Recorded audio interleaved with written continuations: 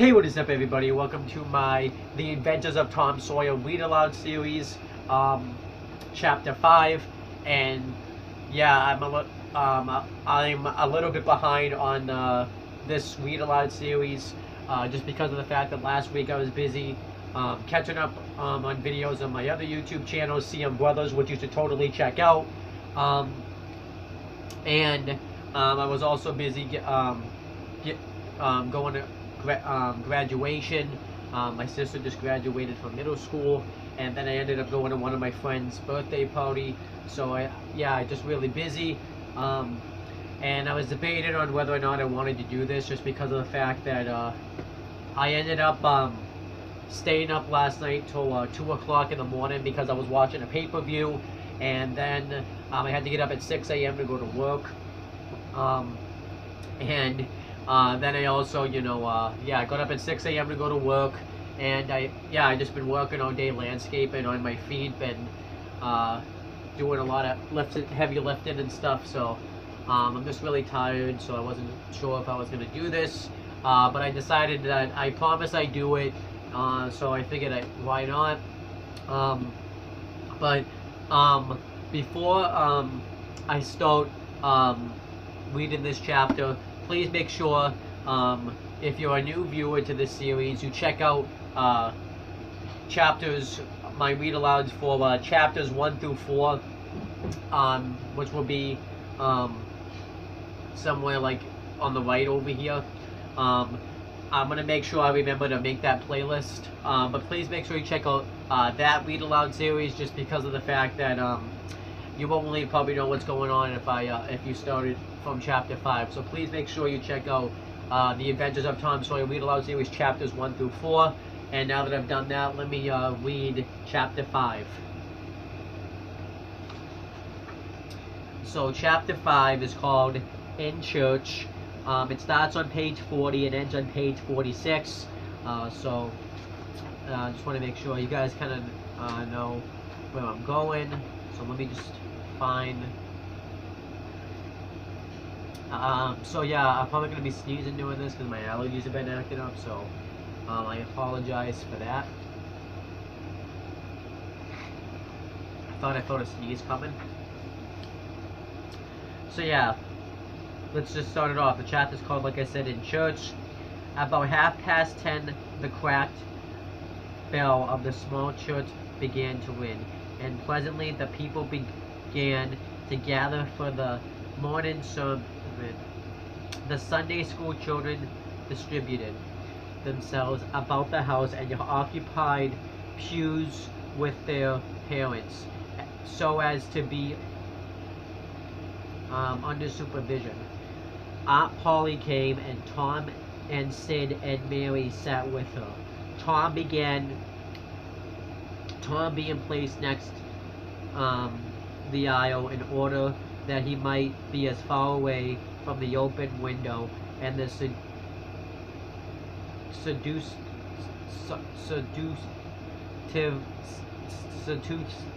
I think that's how you say that, outside summer scenes as possible. Because we know Tom, he likes to always, he likes to always get into trouble and stuff, so it makes sense. He probably would try to piece right out of there. The crowd filed up the aisle. The aged and needy postmaster, who had seen better days, the mayor and his wife, for they had a mayor there among other unnecessaries. The justice of the peace, the widow Douglas, fair, smart, and 40, a generous, good-hearted soul, and well-to-do, her hill mansion the only palace in the town, and the most hospitable, and much the most lavish in the matter of festivities that St. Petersburg could boost. The bent and vulnerable Major and Mrs. Ward, Lawyer Riverson, the new notable from a distance. Um, Next, the belle of the village, followed by a troop of lawn-clad and women-decked young housebreakers. Then all the young clerks in town in a body, for they had stood in the vestibule, sucking their canned heads. A circling wall of oiled and simpering admirers till the last girl had won their gauntlet. And last of all came the model boy, Willie Mufferson, taken as a heedful care, as heedful care of his mother as if she were cut glass. He always brought his mother to church and was the pride of all the matrons. The boys all hated him. He was so good. And besides, he had been thrown up to them so much. His white handkerchief was handed out of his pocket behind as usual on Sundays, accidentally. Tom had no handkerchief, and he looked upon boys who had as snobs. The congregation being fully assembled, now the bell rang once more to warn laggards and stragglers, and then a solemn hush fell upon the church, which was only broken by the tittering and whispering of the choir in the gallery. The choir always tittered and whispered all through service. There was once a church choir that was not ill-bred, but I have forgotten where it was now. It was a great many years ago, and I can scarcely remember anything about it, but I think it was in some foreign country. The minister gave out the and read it through with a relish in a peculiar style which was much admired in that part of the country. His voice began on a medium key and climbed steadily up till it reached a certain point, which it bore with strong emphasis upon the topmost word, and then plunged down as if from a springboard. Shall I be carried toward the skies on flowery beds of ease, whilst others fight to win the prize and sail through bloody seas. I think that was probably part of the lyrics of the song. They were a little bit tougher to read because it was so small, and bloody was cut off a little bit, like, you know, they had a hyphen so that way bloody would continue to the next line. I always hate that they do that, but whatever. He was regarded as a wonderful reader at church sociables. He was always called upon to read poetry, and when he was through, the ladies would lift up their hands and let them fall helplessly in their laps, and wall their eyes, and shake their heads, as much to say, words cannot express it. It is too beautiful for this mortal earth. After the hymn had been sung, the Reverend Mr. Sprague, I think it says Sprague, I can't exactly pronounce it, turned himself into a bulletin board and read off notices of meetings and societies and things till it seemed that the list would stretch out to the crack of doom. A queer custom which is still kept up in America, even in cities away here in this age of abundant newspapers. Often the less there is to justify a traditional custom the harder it is to get rid of it. I think they still do that today, where the Reverend will still read like a list of stuff that you know, like notices of like meetings in societies about stuff they used to do for prayer and stuff. And now the minister prayed a good, generous prayer. It was and went into details. It pleaded for the church and the little children of the church, for the other churches of the village, for the village itself, for the country, for the state offices, for the United States, for the churches of the United States, for Congress, for the president, for the officers of the government, for poor sailors tossed by stormy seas, for the oppressed millions groaning under the heel of European monarchies and Oriental despotisms. I don't know how to say that word. For such as have the light and the good tidings, and yet have not eyes to see nor ears to hear withal, for the heathen in the far islands of the sea, and close with a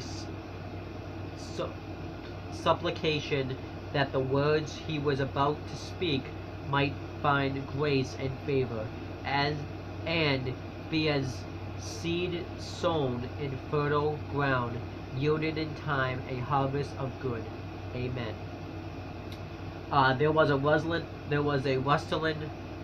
of dresses, and the standing congregation sat down. The boy whose history this book relates did not enjoy the prayer. He only endured it. If he even did that much, he was restive all through it. He kept tally of the details of the prayer unconsciously, for he was not listening. But he knew the ground of old, and the clergy man's regular route over it, and when a little trifle of new matter was interloaded, his ear detected it, and his whole nature resented it. He considered additions unfair, and scoundrelly. In the midst of the prayer, a fly had lit on the back of the pew in front of him, and tortured his spirit by calmly rubbing its hands together, embracing its head with its arms, and polishing it too vigorously that it seemed to almost part company with the body, and the slender thread of a neck was exposed to views, scraping its wings with its hind legs, and smoothing them to its body as if they had been coattails, going through its whole toilet as tranquilly as if it knew it was perfectly safe. As indeed it was, for as sorely as Tom's hands itched to grab for it, then he did not dare. He believed his soul would be instantly destroyed if he did such a thing while the prayer was going on. But the closing sentence, his hand began to curve and steal forward, and the instant the Amen was out, the fly was a prisoner of war. His aunt detected the act and made him let it go. So pretty much Tom wasn't paying attention to the prayers, and he just really didn't give a crap. So that's what he was trying to say. But I just love the way that Mark Twain described how Tom was distracted by this fly. I thought that was actually a really good description. The minister gave out his text and droned along monotonously through an argument that was so prosy that many ahead by and by began to nod, and yet it was an argument that dealt in limitless fire and brimstone, and thinned the predestined elect down to a company so small as to be hardly worth the saving.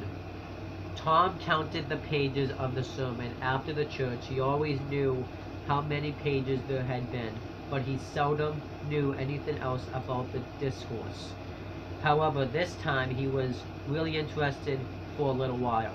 The minister made a grand and moving picture of the assembling together of the world's host at the millennium, when the lion and the lamb should lie down together and a little child should lead them. But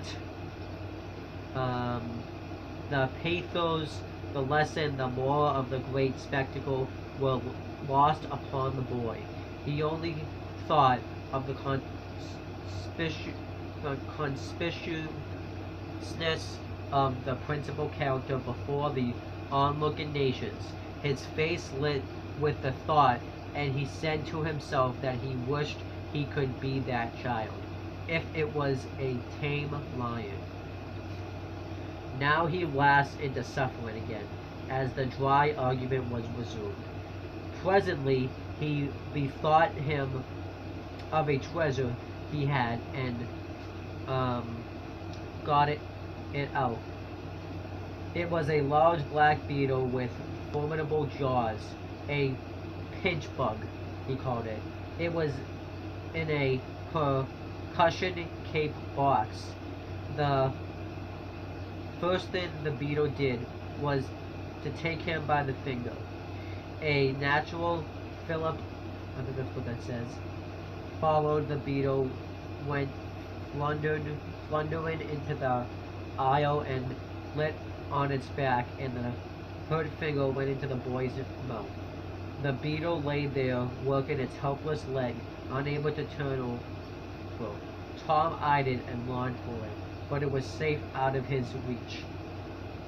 Other people uninterested in the sermon found relief in the beetle, and they eyed it too. Presently a vagrant poodle dog came idling along, sad at heart, lazy with the summer softness and the quiet, weary of captivity, sighing for change. He spied the beetle, the drooping tail lifted and wagged. He surveyed the prize, walking around it, smelled at it from a safe distance, walked around it again, grew bolder, and took a closer smell, then lifted his lip and made a gingerly snatch at it, just missing it. Made another, and another, began to enjoy the diversion, subsided to his stomach with the beetle between his paws, and continued his experiments. Grew weary at last, and then indifferent and absent-minded. His head nodded, and little by little his chin descended and touched the enemy, who seized it. There was a sharp yelp, a flirt of the poodle's head, and the beetle fell a couple of yards away, and lit on its back once more. The neighboring spectators shook with a gentle inward joy. Several faces went behind fans and handkerchiefs, and Tom was entirely happy. The dog looked foolish and probably felt so, but there was resentment in his heart too, and a craving for revenge. So he went to the beetle and began a wary attack on it again, jumping at it from every point of a circle, lighting with his paws within an inch of the creature, making even closer snatches at it with his teeth, and jerking his head till his ears flapped again. But he grew tired once more after a while, tried to amuse himself with a fly, but found no relief, followed an ant around his nose closer to the floor, and quickly wearied of that, yawned, sighed, forgot the beetle entirely, and sat down on it. Then there was a wild yelp of agony, and the poodle went sailing up the aisle. The yelps continued, and so did the dog. He crossed the house in front of the altar. He flew down the other aisle. He crossed before the doors. He clambered up the home stretch. His anguish grew with his progress, till presently he was but a woolly comet moving in its orbit when the gleam and the speed of with the gleam and speed and the speed of light. At last, the frantic stuff was sheared from its course and sprang into its master's lap. He flung it out of the window, and the voice of distress quickly thinned away and died in the distance. By this time, the whole church was red-faced and suffocated with suppressed laughter, and the sermon had to come to a dead standstill. The discourse was resumed presently, but it went lame and halted. Lamb and halted. All possibility of impressiveness being at an end, for even the gravest sentiments were constantly being received with a smothered burst of unholy mirth, under cover of some remote pew back, as if the poor hosen had said a really fallacious thing. It was a genuine relief to the whole congregation when the ordeal was over and the benediction pronounced. Tom Sawyer went home quite cheerful, thinking to himself that there was some satisfaction about divine service when there was a bit of variety in it. He had but one million thought. He was willing that the dog should play with his pinch bug, but he did not think it was an upright in him to carry it off. And that's the end of the chapter. So pretty much a lot of this was stuff around church. Tom wasn't interested. He was more interested in watching other things. And yeah, I thought overall it was a pretty decent chapter. But yeah, that's pretty much it, guys. Thank you guys for watching this video. Please make sure to like, comment, and subscribe for other content. And that's pretty much it, guys. Talk to you later.